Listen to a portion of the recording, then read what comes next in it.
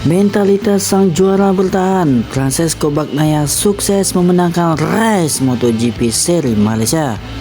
Berduel ketat dengan Jorge Martin, Pecco berhasil mengamankan posisi terdepan hingga selesai race.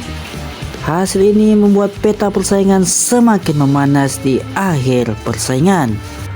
Dengan kemenangan di seri Sepang Malaysia kali ini, Pecco Bagnaia kini terpaut menjadi 24 poin dari Jorge Martin.